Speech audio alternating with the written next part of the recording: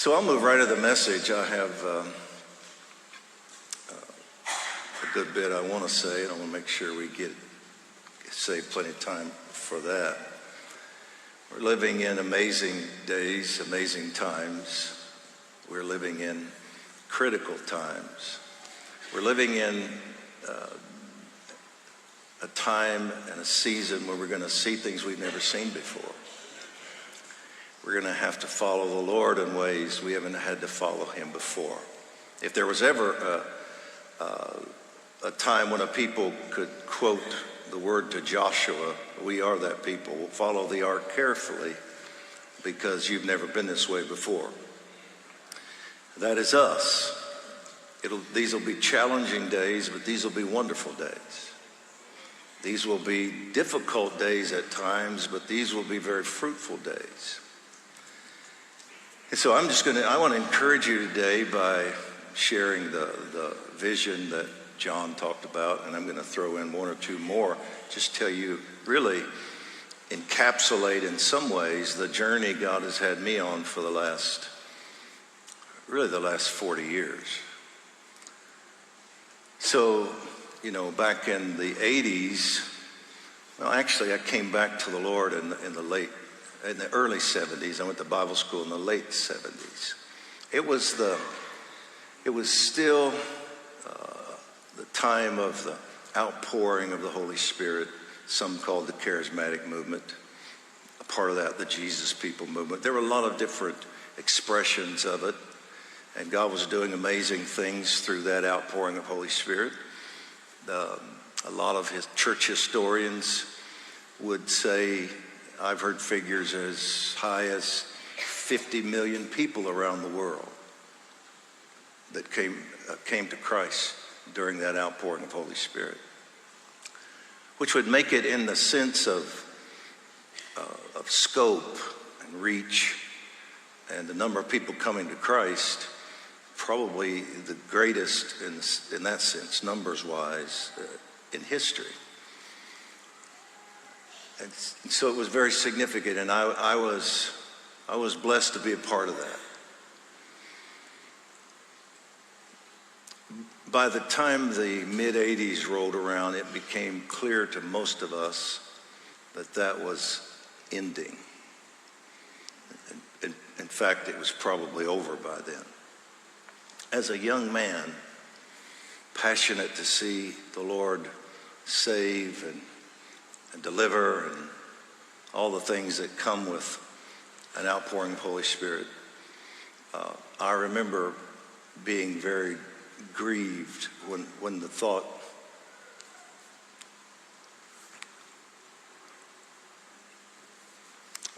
came to me that this outpouring as we have known it is over. And it wasn't because I was addicted to the excitement of revival. You can get addicted. God's presence is addictive. God's moving. His works are so amazing. But it wasn't that. It was a sense of the loss of momentum and the incredible numbers of people that were coming to Christ. And I realized this on the chart was going like this, and now it's going like this. And so I was asking the Lord, just crying out to God. I was a young man. At the time, obviously, I didn't have a lot of understanding. I didn't have the ability to discern certain things. But I knew how to cry out to God. And I was just, for a season, actually probably several years, just asking the Lord, what's next? What are you going to do? How do we recapture this? Not necessarily the same thing, but another outpouring of your Spirit. So in the early 90s, 90, 91, I don't know, somewhere in that neighborhood, I was at that point beginning to teach course that became the book Intercessory Prayer, which I wrote in '96. And it's been blessed by the Lord. It's in, I think, 30, 40 languages now around the world. But the Lord had me in a season where he was teaching me how to pray. And so I was crying out to the Lord and just waiting for his leading, his word, his instruction, his plan. And as I was teaching that course in Spokane, Washington, I had a vision. And I had never had anything like this happen to me before. There's probably 100 people in the room, classroom setting, and just intensely, passionately going after it. And suddenly, with my eyes wide open, I was no longer seeing those people. I was seeing a vision. And I had had mental pictures before, things I would probably call a vision. You know, a picture, you know, that the Lord gives you. But I had never experienced anything like this where with my eyes wide open, suddenly they weren't working. And I was seeing with spiritual eyes. It was so unusual and really surprising, shocking, that I stopped. I didn't know what to do. I mean, what do you do? You stop and watch it, I guess. So I stopped, and I just was transfixed. And the people were sitting watching me, wondering what's going on. And I saw a vision of a huge stadium filled with people. But these were young people, teens, 20s, and they were radical for Jesus. They were passionately worshiping and crying out to God. You could feel the intensity. They were all about it. They were just on fire. And this went on. I watched this for a while, different parts of the stadium, kids jumping up and down, crying out, weeping. And then the scene changed. And I saw them in the parking lots, going to their cars. And everywhere they went, it was like they were transported to different parts of the nation, where they came from, and everywhere they went, fire sprang up, fires of revival. And when I sort of came back to this realm, the Lord said, I'm going to send another great awakening. And it will begin with the young people.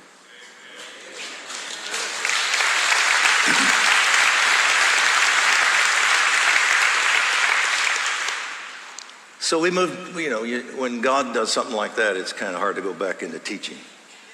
So we just went into intercession and we prayed into that for an hour or so. So afterward, these people, this church, this group said, a bunch of us are going to Washington, D.C. in a month, the week of National Day of Prayer. Would you like to go with us? We just felt, the leader said, we just felt while you were talking about that God was building a connection here and that you should go with us. I had never been to D.C. for a National Day of Prayer, so I said, yeah, I think I would. And at that time, Cece and I, we had very little in the way of funds. We lived from week to week, like a lot of people. I said, I just said it by faith. Yes, I want to do this. And afterward, the couple came up to me and handed me a check for $1,000, which is like today, $10,000. I said, here, we want to cover your expenses. So I knew it was the Lord. He was just providing, and this was all so supernatural.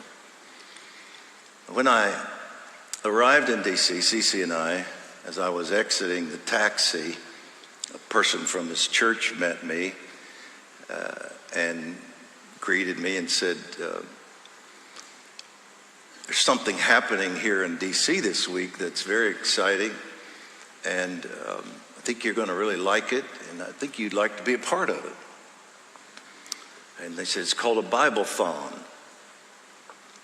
And they have a little canopy set up on the grounds of the Capitol and a small PA system, and people sign up for 15-minute slots, and they're reading the Bible to the nation, to the Capitol, on the grounds, from Genesis to Revelation, then start over again, Genesis to Revelation.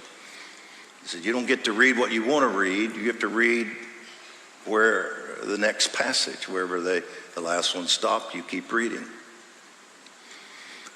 And it's a prophetic declaration of the Word of God over our nation. And I just knew you'd want to be a part of it. I said, absolutely. He said, so I signed you up. I said, thank you. He said, all they had left were in the middle of the night.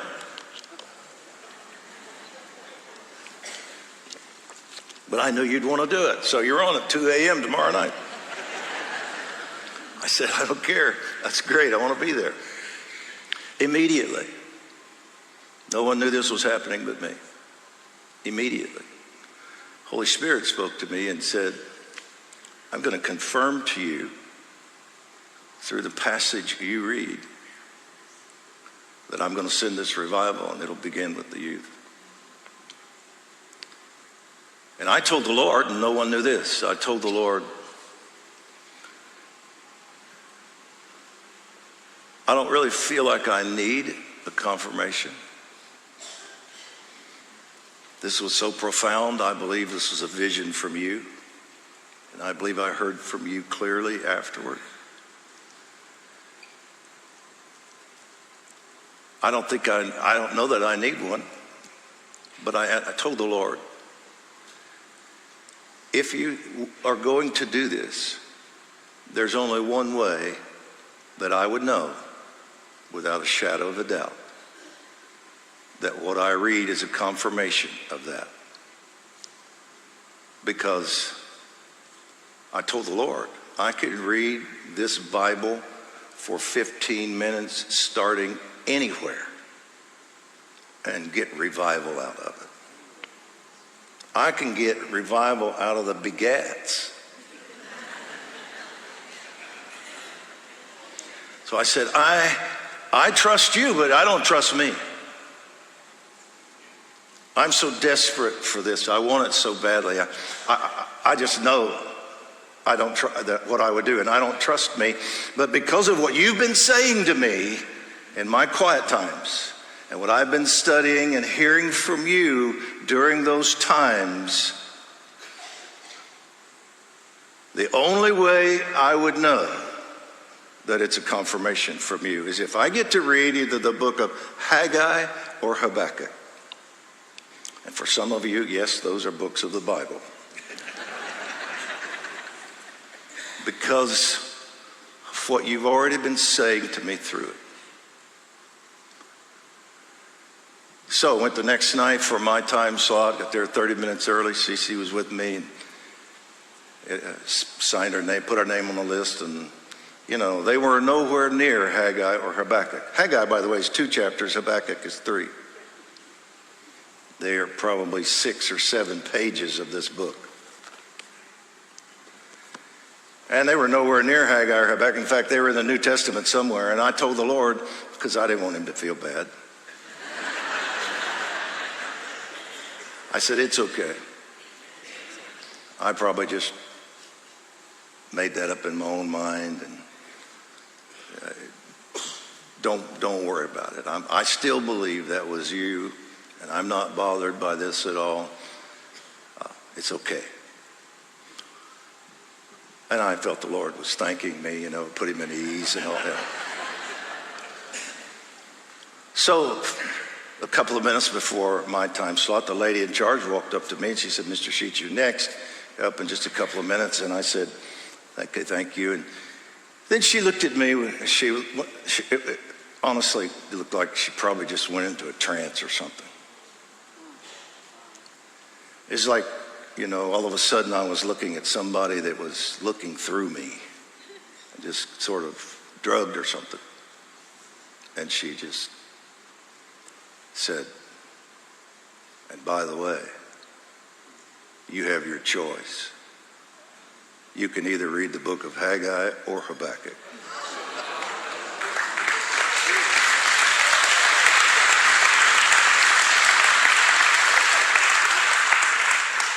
And I was so blown away.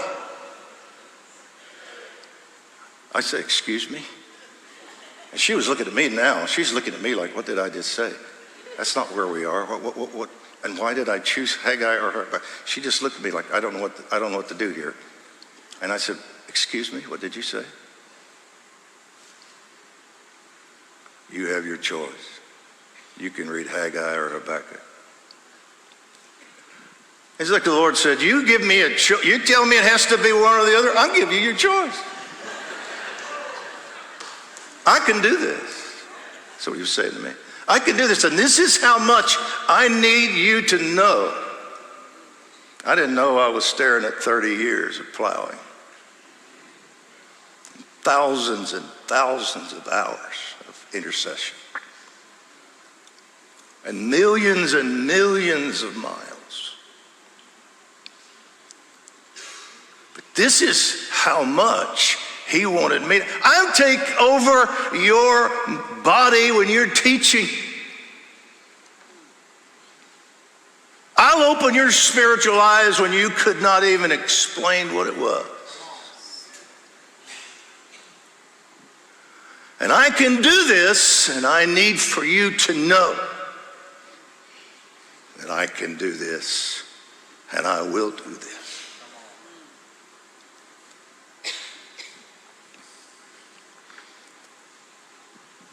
I went about my business, praying, interceding, traveling, doing my thing, trying to plant a church. It was a busy season. The 90s were just, they were hectic, weren't they? They were good, but they were hectic. And then I had another vision.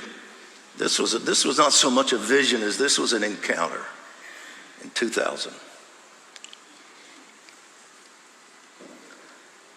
I walked up on a Wednesday night to speak, and when I opened my Bible, a wave of disorientation, dizziness, weakness hit me. And I had no idea what was happening, and I didn't want to alarm Cece and the people, so I grabbed the podium and I said, let's just wait on the Lord for a minute or two here. Trying to act like I was being moved on by God, which I was, but didn't know it. And I bowed my head and I said, Lord, I don't know what this is. If this is physical, I'm in trouble. I don't know what to do here. And the Spirit of God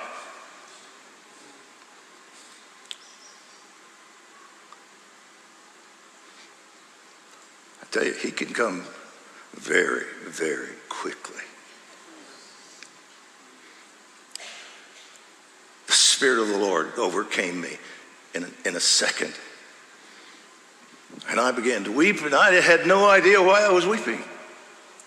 I just knew it was God.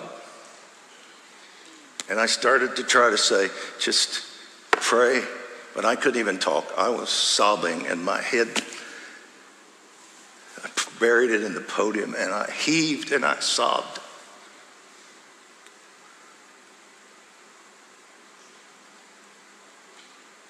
Fortunately, Cece knew what was happening. She didn't know what God was doing, but she knew it was God. She talked to the staff quickly. She came to the mic and she said, by this time I was a wreck. Just an absolute mess. Bent over just. She said, I don't know what God's doing, but I know it's God. And I know what he would want. We're going to leave him alone, lock this building, put a worship music on and repeat, and we're going to leave him here with God. And they did.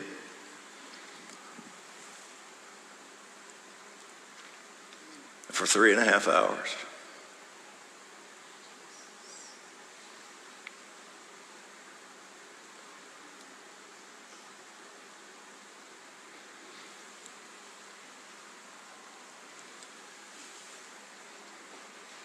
for 3.5 hours, God allowed me to feel at least a part of his heart for America and the nations.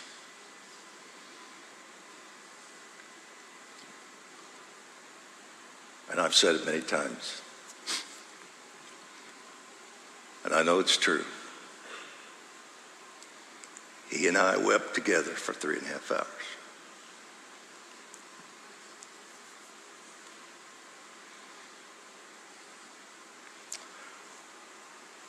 I had asked God to give me his heart many times. I had no idea what I was asking for, John. No idea. And I told the Lord at one point, and I was serious. I was on the floor. I was in such travail. I stumbled over at one point, and I know you're not supposed to do this, but I did it anyway. I didn't really care very much at the time about protocol, but I grabbed an American flag, and I wrapped it around me, and the next thing I knew, I was on the floor, weeping, just enveloped in this thing, saying, God, you have to do something. And at one point I told the Lord, please stop this. I can't carry what you can carry. Please stop. I'm going to die. I thought I was going to die. I literally thought my heart was going to burst and I was going to die. I said, please, please, please.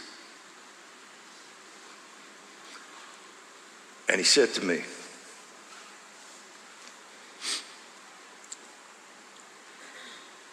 I must have this nation.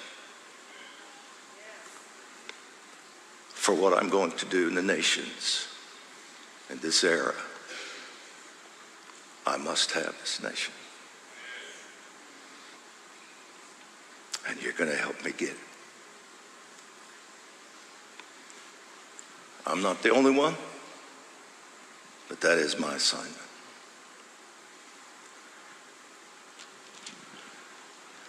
Changed my life. All of these things changed my life. This one almost, this encounter so impacted me that for weeks I was imbalanced emotionally. No, maybe it was almost like maybe PTS or something. I don't know. I'd just be riding down the road, go by a bank building or someplace that had a flag flying, start sobbing, pull off the road. And finally I just said, Lord, you got to take this off of me. You're going to have to give this to somebody else. He said, I'm not going to take it off of you. And he knows our hearts. I'm going to teach you how to carry it. And I'm going to teach you how to carry it in the spirit. Because you can't carry this in your soul. It'll kill you.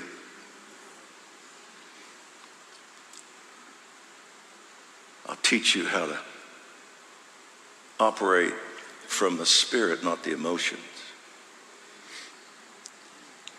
That was a new season of learning. I've known since that day there will be another great awakening. This will be the greatest of all.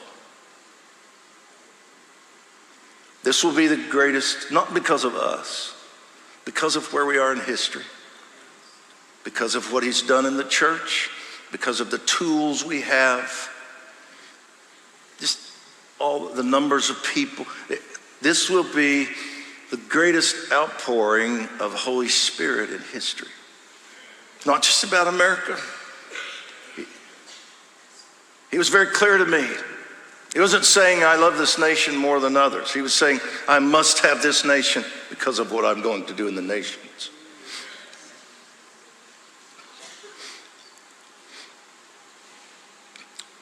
But this outpouring is coming. And because he has a people that are prepared and willing, it's not going to be stopped. You can miss a timing. God will just do it 40 years later when that generation dies. And it's foreknowledge. I don't believe God's ever caught off guard. I believe he looked ahead and knew what was going to happen. So it wasn't like he had to go to plan B. It was just like, I knew you guys weren't going to do this, but I have another generation ready to do it. I'll get it. But I'm so glad, I believe, when he looked ahead in our day and looked at us in this generation, I believe he looked ahead and saw that there will be a company of believers, a remnant of believers in the world that will agree with me and become my instruments, my intercessors, my voices, my vessels that I use. I will have what I need. They're going to cross over and take the land. And there is zero doubt in my mind that this is coming. So when you watch those posts and I say America shall be saved, I don't mean that it's all going to be peachy and rosy and there are no hard times, and I get all that stuff and I know what's happening in the world. I'm talking about spiritually. I'm talking about this revival and this outpouring and our survival as a nation to bring the stability around the world that's needed in this hour. I have, God help me, I don't normally say this. I didn't even want to do these posts. I was already as busy as I wanted to be without adding 30 to 35 hours to my week.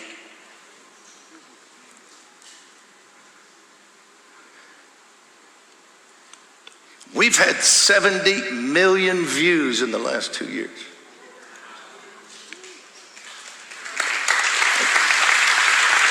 I appreciate that. It's just the Lord and the hunger of people. I don't know what I'm doing.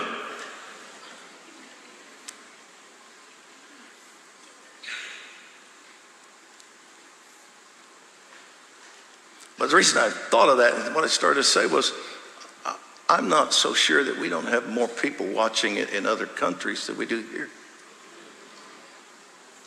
They take the posts and they translate it into their language and they disseminate it because a lot of these places are hungry. They don't get much. Some of them weep over getting a few pages of a Bible. I know over 5-6 million people every day for a season. I don't know if it's still happening or not. That I know for a fact that they were in China that was praying with, joining us. All through the underground church. And I know it's translated into other languages. And I say that to say, they know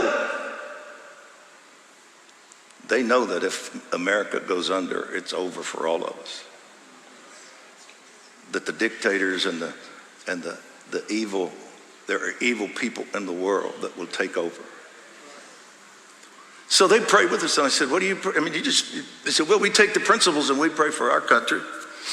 But we also pray for America because we know America has to stay free and strong or it's over. But I know we're going to see this revival. And America will be saved and receive this awakening because I have heard clearly from the Lord that we're on a track now. This is coming. We've already entered into the beginnings of it, and it will not be stopped.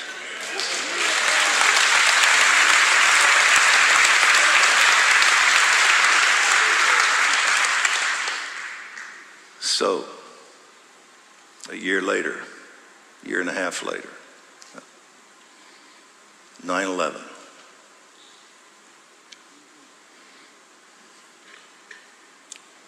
The world, especially America, was in shock.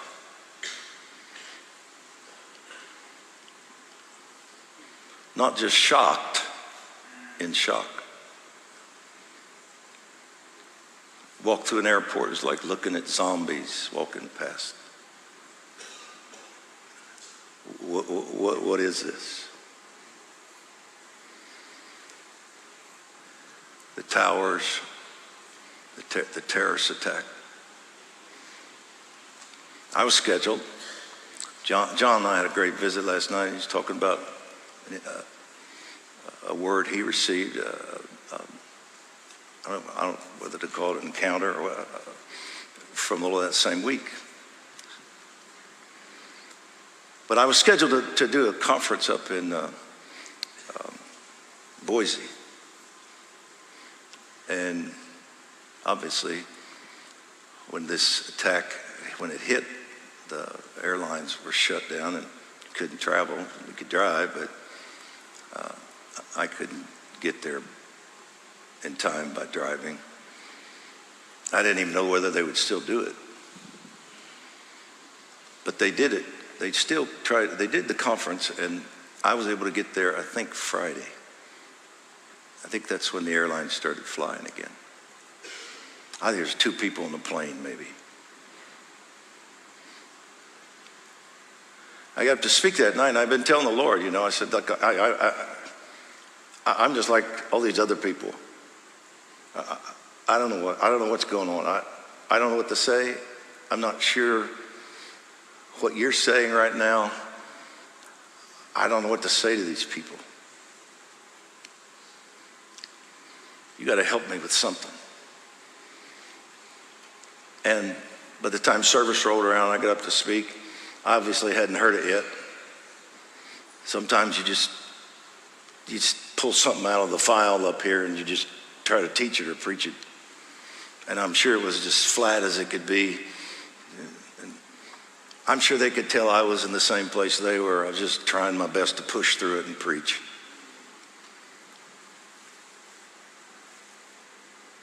And I had another one of these open visions while I was speaking.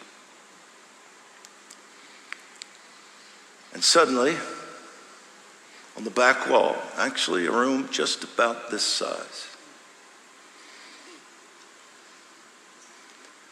on the back wall was like an invisible finger began to write.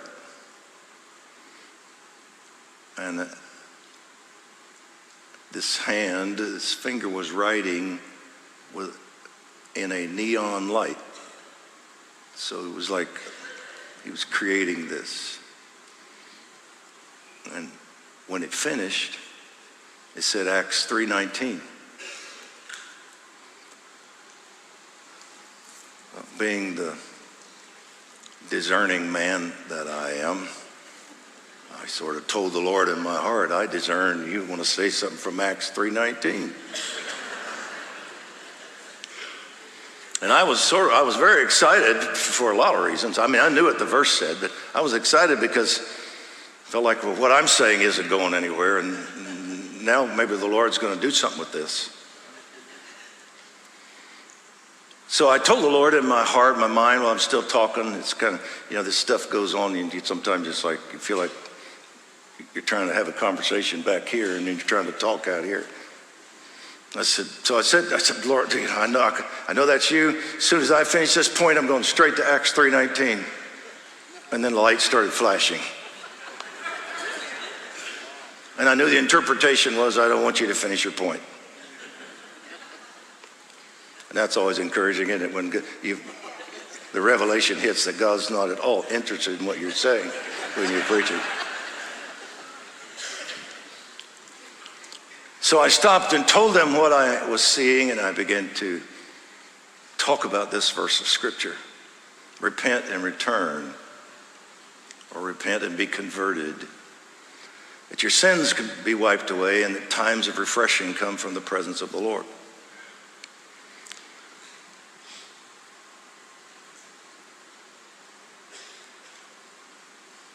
This is a verse from a sermon Peter preached after the lame man was healed at Gate Beautiful. And a crowd gathered. 5,000 were saved that day. We don't know how many came, but we know how many were saved. Probably the whole city was in an uproar because they all knew this man. They'd all seen him many times because of where he sat and begged at the gate beautiful. So when he was healed, he was born in this condition. When in a fraction of a second, muscles formed, legs, bones straightened, balance came to a man that didn't have to learn it. And 1 minute he's in his 30-some year condition of being lame, have to be carried there and begging. And seconds later, he's running through the temple and leaping and praising God. It was such a notable miracle and such a known person that the entire city heard about it almost immediately. The crowd gathered and Peter was preaching, and this is one of the things he said to them, Acts 3:19. Times of refreshing is the phrase kairoi of onasuxis. Kairos, kairoi, plural form, being a strategic or opportune time. You hear me carefully. You must hear that word in kairos. It indicates an opportunity, a window of opportunity. You've plowed, you've planted, you've guarded, you've watered, you've weeded, you've taken care of this for months now. Now you have the opportunity to reap this harvest, and you better do it now because this is the window. That's a kairos. So Peter's seizing the moment, and he realizes this is a very significant moment. And he says, if you will respond appropriately to him right now, a kairos of onasuxis. Suko means to blow or breathe. It's the word for breath. It's translated by some King James and others refreshing because it's like a breeze that comes and brings a refreshing. But really the literal word is to blow or breathe. And when you put ana on the front of it, you have either repetition or intensity or intensifying it or both. A literal translation of the word would be the phrase even, if you respond to him as you should, as he needs you to right now, this is an opportunity for the blowing of the wind again intensely, or the breath. I believe, can't prove it, but I don't know what else he would be thinking about. He's referencing Pentecost. He's saying to them that wind that came through the city and baptized us in the Spirit and all that you saw and heard about, it's not just for us, it's for you too. And if you respond to him properly, you too can receive the wind, and it will blow intensely to you as well if you respond properly. Well, I taught all of this. I began to teach that. I just thought, if I just throw it out there, he'll do something with this. That's all I know is Acts 3:19. It's still blinking the whole time. Suddenly, I began to see something else, just as I did in Spokane. And I saw a vision. It was like instantly I stepped into a large movie theater. And I could see a huge screen. I closed my eyes and focused so I wouldn't be distracted because I could see it with my eyes open or closed. And as this began to play, I told the people, I'm having a vision, God's showing me something, and I began to narrate it. This was, I don't know if it lasted, 20, 30, 40 minutes. I have no idea, but it was a significant length of time. And what he showed me very clearly was the revival that was coming to this nation. And again, it started with the young people. He began to visit campuses in America. The wind of the Spirit began to blow on these campuses, and the fire of God came, and quickly it became an out-of-control thing, until thousands and thousands of young people around the nation were caught up in this. What has just happened at Asbury is a very small beginning. It's just God whetting our appetite. As I saw campuses literally taken over by the Spirit of God. I know Asbury was too, but I saw secular campuses, large campuses, state universities, colleges, with tens of thousands of people coming to Christ. Eventually hundreds of thousands, probably millions. This became so intense, it was quickly, as I said, out of control. Salvations, miracles, deliverances, worship,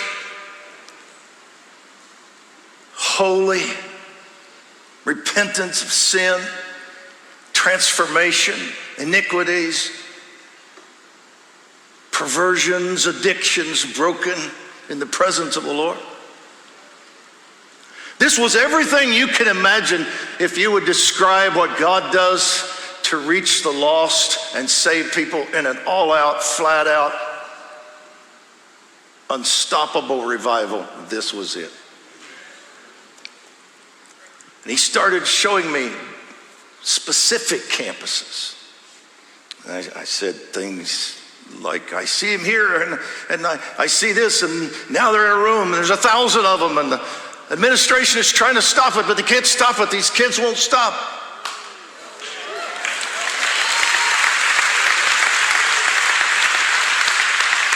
I would see another campus and say, there's sporting events being canceled. They don't want to go. Nobody wants to be there. They want to stay over here and worship and pray and cry out to God.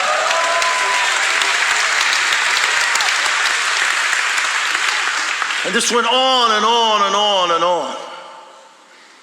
And finally, I stopped calling out the names of the schools because it was just, because I didn't want them to think it was just that school. Or that if theirs wasn't called out, it was if I said, this is not just the ones I'm calling out. He's coming to this nation, and he's coming to the youth of this nation.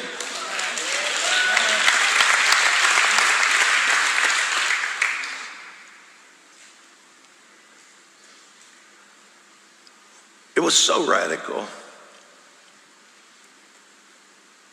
It was so different. It was so unreligious.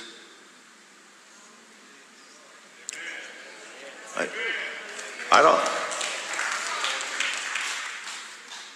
don't mean that in the sense that, bad, like we're just, or some people are just so religious. I know that's true, but what I'm saying was, it was just out of the box. It wasn't in a church. It wasn't.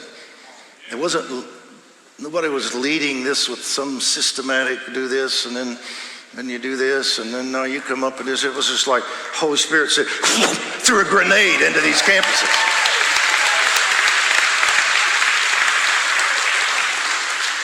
And in the vision, I saw leaders, Christian leaders, talking among themselves, saying, what do we do with this? Now, the ones I was saying were not rejecting it. I'm sure that's going to happen. But it wasn't that. They were saying, how do we do this? If you have a church of 100, 200, 300, 400, what do you do when 1,000 kids show up over the next few weeks or months? Or overnight, like in Acts. What do you do? And you go from a church of 120 to 3,120, and then 8,120. You have no structure. You don't know what to do. You don't even know really what a church is. You don't have elders. You don't have deacons. You don't have a staff. You're trying to figure out how your theology from the old needs to shift into the new. You don't have a New Testament to read. You're just having to get before God and say, what do we do with this?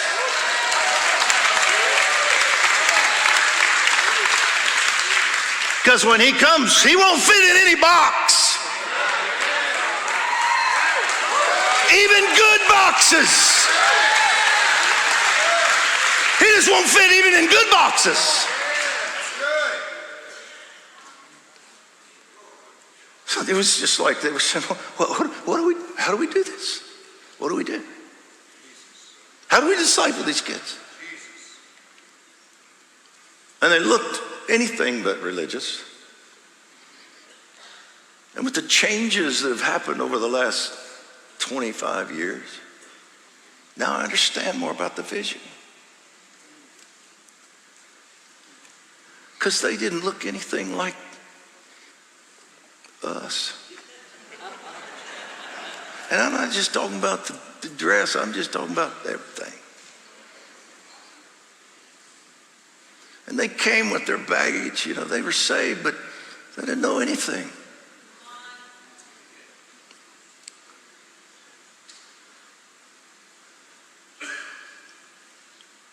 It was like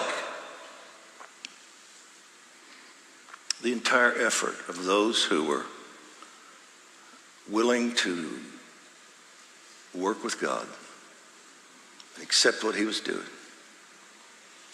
It was like everything had to change to accommodate what he was doing. You ever been there, John Kilpatrick? Yeah. Everything had to change to accommodate what he was doing. I remember looking at the leaders on the platform as I was watching this. And I said, this is going to be really hard to steward.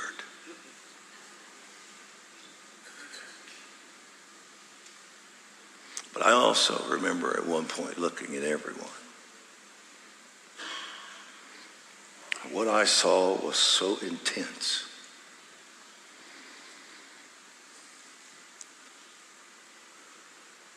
What was happening was so powerful.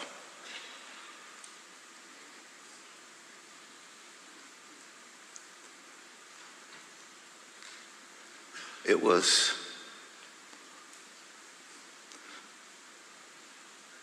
like a violent love that was saying, do not get in my way. I will not be stopped. I'm coming for this generation.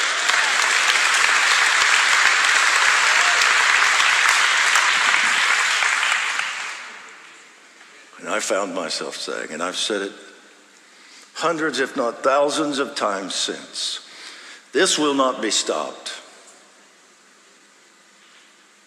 This will not be stopped by any political party. This will not be stopped by any dictator, any other nation. This will not be stopped by professors or institutions. This won't be stopped by laws, because of this vision. People were saying, they're not allowed to do this, they can't do this, and God just did it anyway.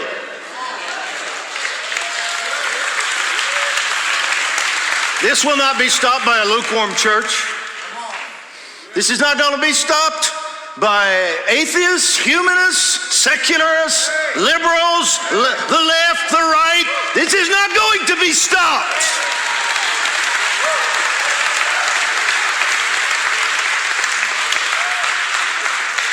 The greatest days in Church Harvest are not behind us. They are ahead of us. Prodigals are going to come back to the Lord by the millions.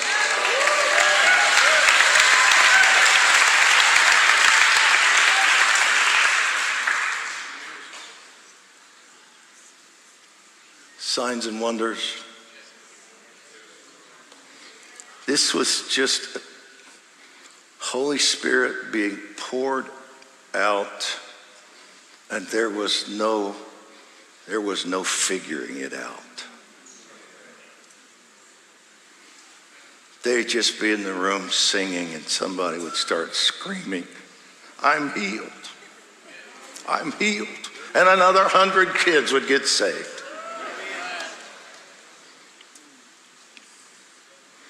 I saw one scene just didn't even want to do with this in my theology. I just knew what I was seeing. I just described it as mass deliverance. The presence and glory of God was coming into these buildings with such intensity that demons wanted to be anywhere but there.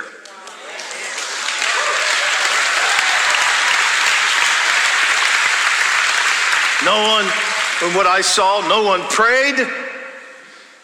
No one said a thing. No one said come out. No one said be free. No one just worshiping. And suddenly, all around the room, people began to manifest, scream as demons would leave them, and they were free from their addictions, their perversion, their confusion, their deception. They were free. He set them free. He set them free. He is coming because he loves them. I'm telling you, I know he hates sin, but he loves this generation. He loves the people.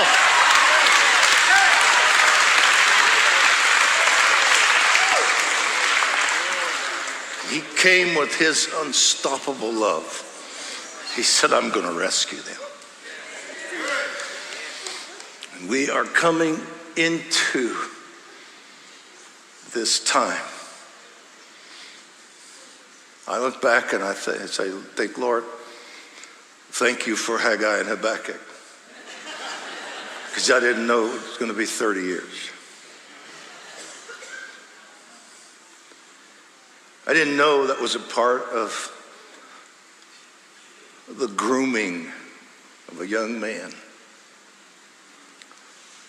who would need to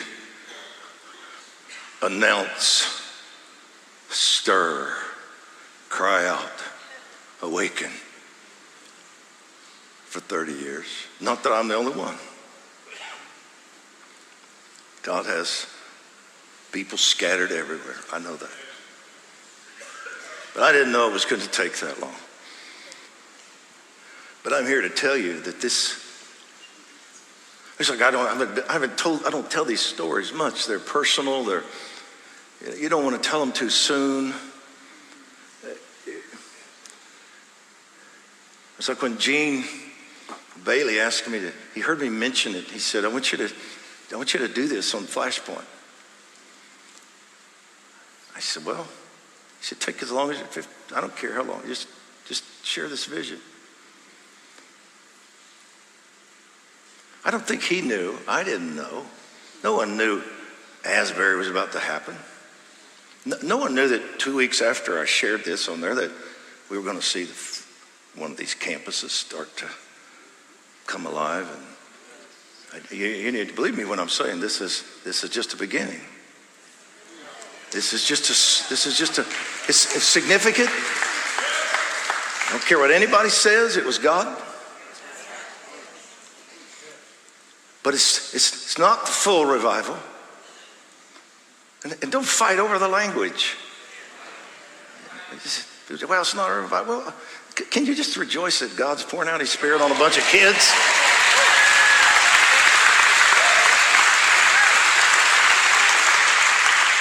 But it's just the beginning. It's just a small taste of what's coming.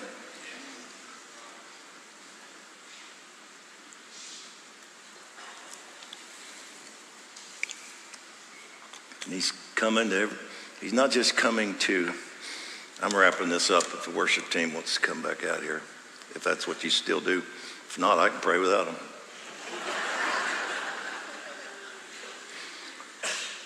He's not just coming to the lost.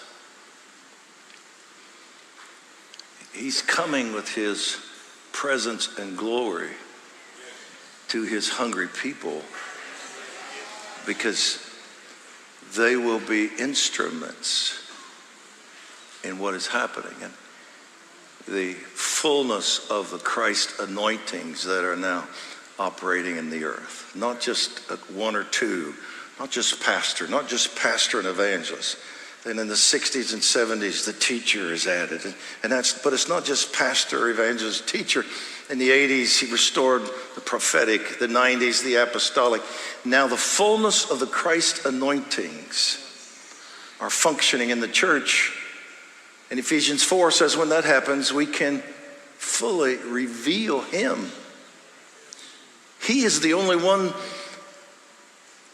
that can be him. So we have to receive his anointing and release who he is into the earth. And for the first time, maybe since the early church, the body of Christ has experienced enough restoration of understanding that we can reveal the fullness of Christ. What does that look like? I don't know what it looks like. Nobody's ever seen in our era what that looks like.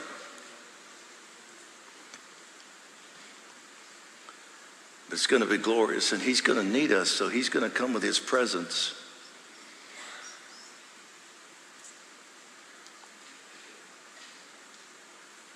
And we're going to experience him in many ways that we haven't yet, or haven't in a while, maybe. You have to be careful what you say around John. He experienced a whole lot of things that most people haven't. But most of us are going to experience things we've never experienced. Where he comes and takes over, and all you can do is get desperate before him and say, what do I do with this? How do I respond to this? Your sons and daughters are coming to the Lord.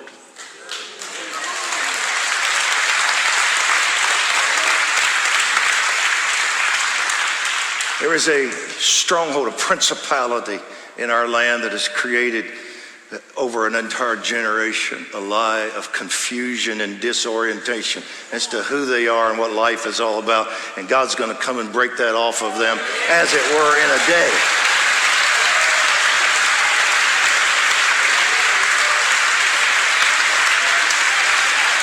And the real game changer for a lot of them is going to be when they see their friend healed.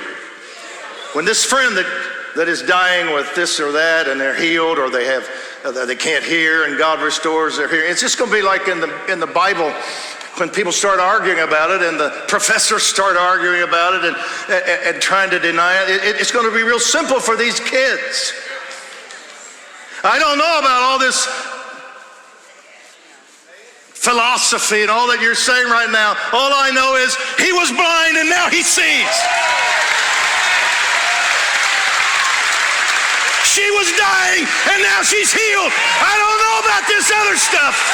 I just know that in the name of Jesus, he gave her back her life.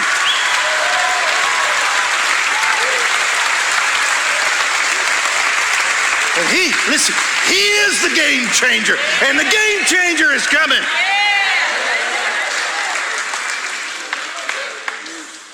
And he's going to do what we could never do through persuasion and sermons and seminars. He's just going to do it, and with his power and his glory and his love, he's coming to set people free and heal, signs and wonders, raise the dead. He's going to do it all in front of their very eyes, and a generation is going to fall in love with Jesus, and they're going to say, he's not who I heard he was. He is not the religious thing I thought it was, or they told me it was. I know him personally now, and I've seen him.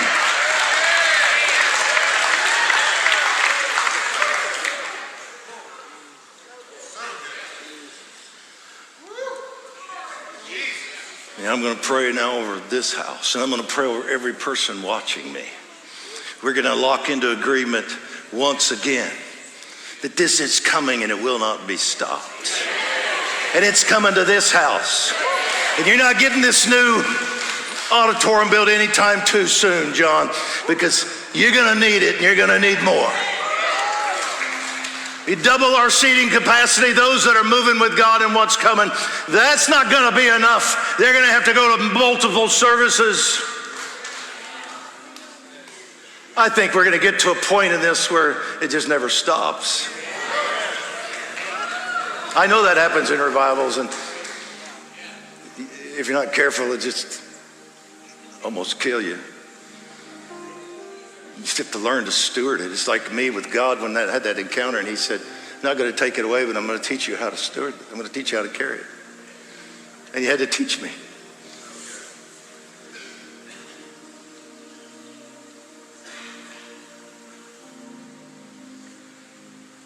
But he's going to need people like John Kilpatrick.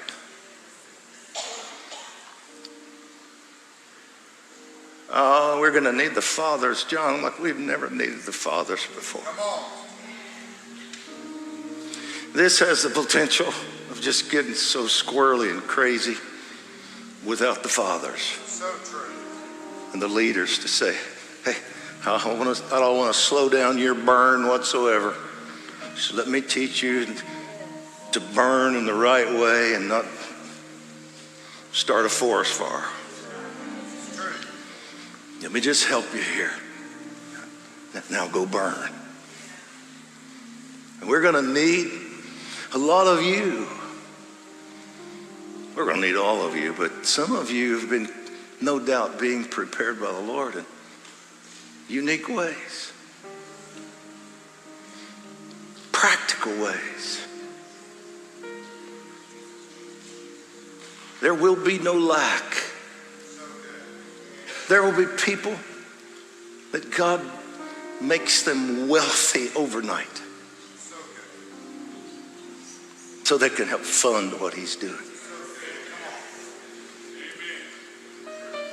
There are gifts of healing.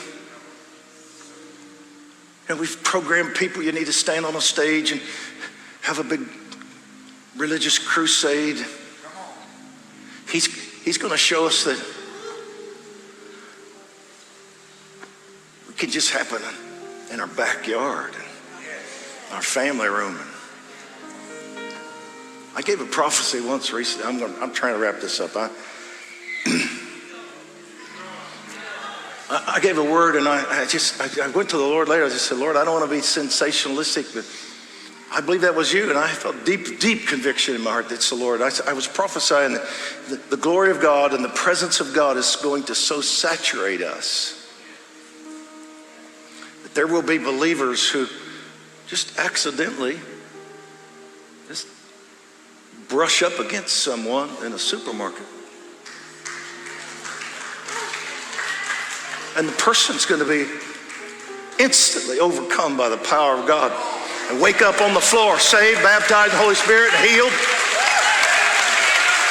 And God's going to start moving in public places. You don't have to have a reverend in front of your name to do that.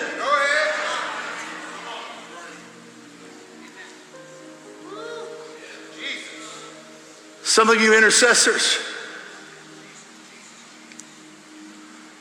you've carried this. You've stood. You've helped birth what he's doing now and what he's about to do. And he's not finished with you. You're going to have to birth the understanding of how to steward it, how to disciple them. You're going to have to birth ministries God will have to raise up for all this. We're going to need the intercessors as much or more than we've ever needed them.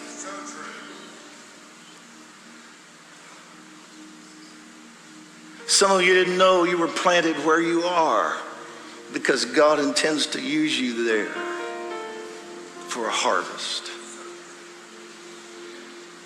Government is going to get crazy wild in the coming decade,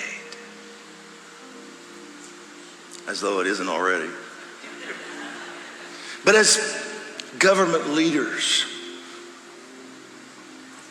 are overcome by him, and saved and transformed like Saul of Tarsus, so radically That one day they're persecuting the church and the next day they're joining forces with the church. And this is going to rock the nations. It's going to rock DC and other parts of the nation where shifting takes place and power struggles take place, and demons that have had control see it leaving and they're just going to be irate. And when it just looks like everything's in the balance, Holy Ghost is going to come. Angels are going to show up.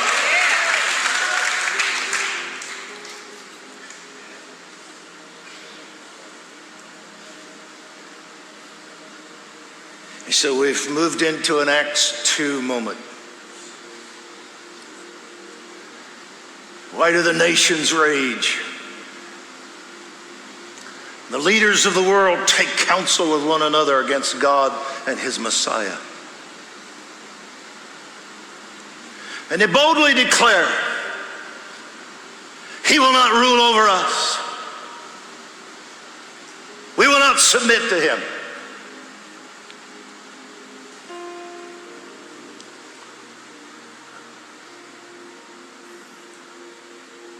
And the most terrifying sound that I can imagine began in heaven when he who sits in the heavens laughed, a laugh of mocking derision against his enemies. And he said, I've already appointed my son, and I've given him the nations. And you only have two choices. You will either kiss the Son, or you will receive my rod of authority, and I will shatter your attempts to stop me. Because I'm going to tell you right now, no leader in any nation is going to stop what God is about to do.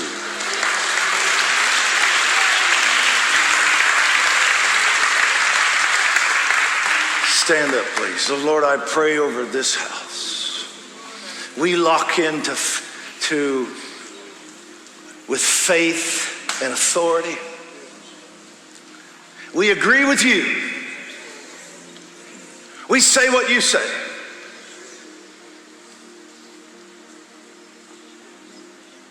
America will be saved. The nations will be visited again with an outpouring of Holy Spirit.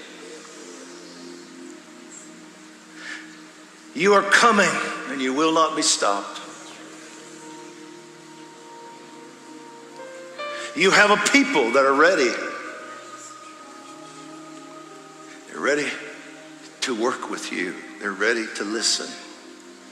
They're ready to change.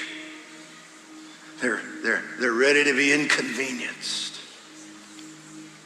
They'll carry the ark on their shoulders when it's hot.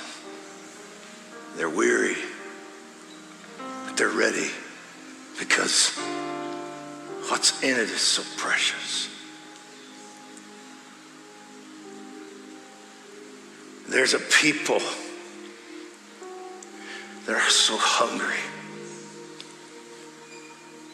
There are believers so hungry. Lord, we ask you to fill them. Just turn it up, Lord. Just turn it up. Turn it up. Just please come and turn things up. Turn the fire up.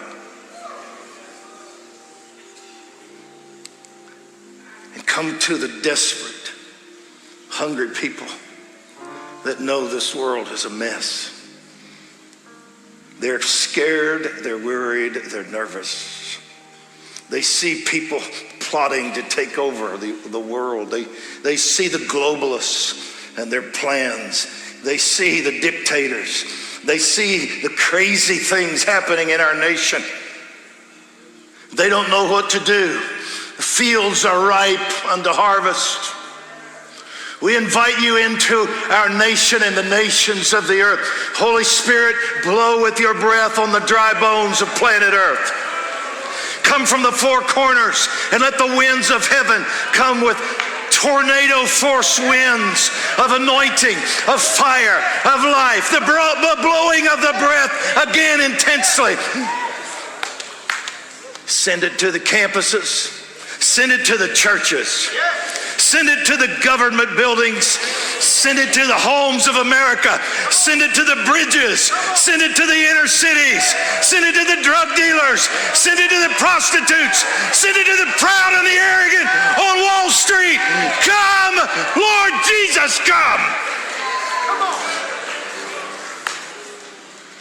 Come with your great power and anointing. Let the signs and wonders begin. Let the mass deliverances begin. Give us an out-of-control revival. Come on. Jesus. Bring the prodigals home. Break the strongholds of deception off of them. We decree over them right now, they will come to their senses in their pig pen. They will come to their senses. Deception will be broken off of them. Demonic strongholds will be broken off of them. They will be set free in the pig pen. They will come to their senses and they will return to Father's house. We call them in by the millions.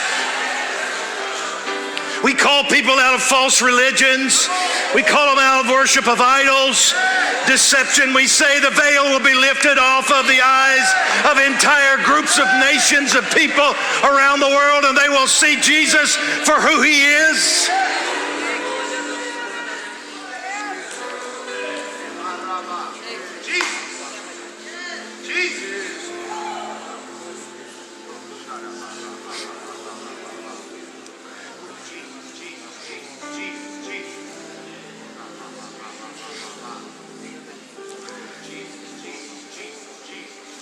Come, Lord Jesus. It's always been about you. It's always going to be about you. There is no hope. There is no hope but you.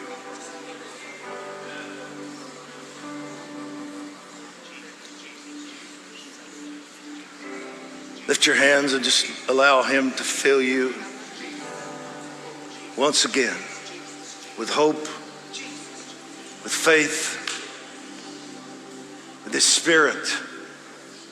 You don't have to feel a thing. Just invite him again. Come fill me, Lord Jesus. If you don't burn like you used to burn, ask him for the fire. If you don't love like you used to love, ask him for the love. If you don't pray like you used to pray, ask him to stir up and fan the flame of intercession in you again.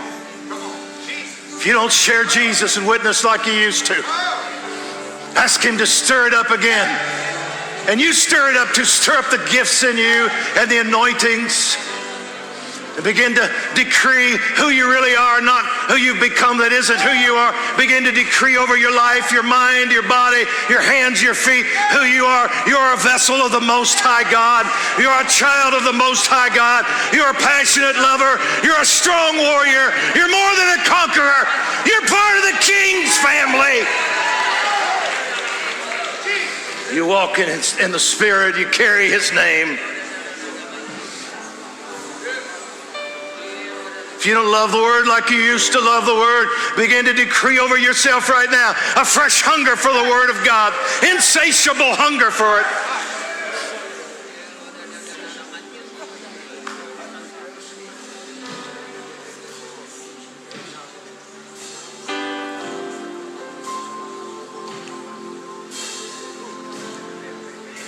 Why don't you just take the hand of the person next to you?